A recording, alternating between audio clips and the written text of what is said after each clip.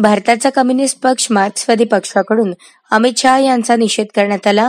यावेळेस नरसिंग आडम मास्टर आणि पक्षाचे पदाधिकारी उपस्थित होते।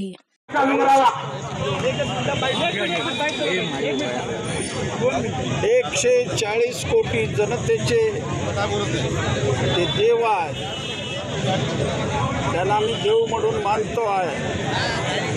अशा देवाचं राज्यसभेमध्ये देशाचे गृहमंत्री अमित शहा यांनी भयानक अपमान केलेला आहे। ते अपमान सहन करत नाही। घटनेला 75 वर्ष पूर्ण झाल्याबद्दल चर्चा असताना हे मनुवादी विचार त्यांचे बाहेर आलेले आहेत। गृहमंत्री हा गुजरातमध्ये तडीपार झालेला आहे, म्हणून राष्ट्रपतीला मी मागणी करतो, या तडीपाराला गृहमंत्री पदावर राहण्याचा अधिकार नाही, आपण त्याची हकालपट्टी करा। याकरता तमाम भारतामध्ये आंदोलन चालू आहे। अनेक संघटनेचे लोक रस्त्यावर उतरून आंदोलन करीत आहेत। मी विधानसभेमध्ये 12 वर्ष आमदार होतो। विरोधी पक्षाच्या आंदोलनाला सत्ताधाऱ्यांनी लोकशाहीच्या पद्धतीनं वागणूक दिलं पाहिजे।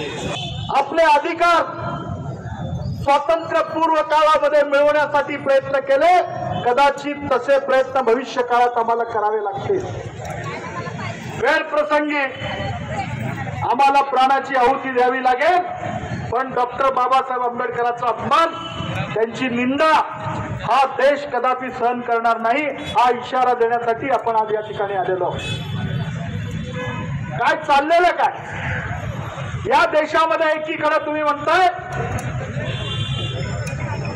की आम्ही या देशाला समानता देण्याचा प्रयत्न करतोय, या देशामध्ये सर्वांना समान अधिकार देण्याचा प्रयत्न करतोय, आणि त्या देशाची बांधणी ज्यांनी केली त्यांना अवमानित करणं, त्यांच्या आयुष्यांना दुय्यम लेखणं। आज परभणीमध्ये काय घडतंय? पोलीस कस्टडीमध्ये एक सदृढ युवा व्यक्तिमत्व त्या ठिकाणी आपल्या प्राण गमावतोय। याला कोण जबाबदार आहे? त्या ठिकाणी जाऊन विचारल्यानंतर तिथले कलेक्टर म्हणतात की मी असा काही आदेश दिलेला नाही। आणि जर हे असं घडत असेल तर या देशाचे नियंत्रण कोण करतंय? जिल्हाधिकारीला जर नियंत्रणाचे अधिकार नसतील तर निर्णय कोण घेतात? हा खरा प्रश्न आपल्यासमोर निर्माण आहे।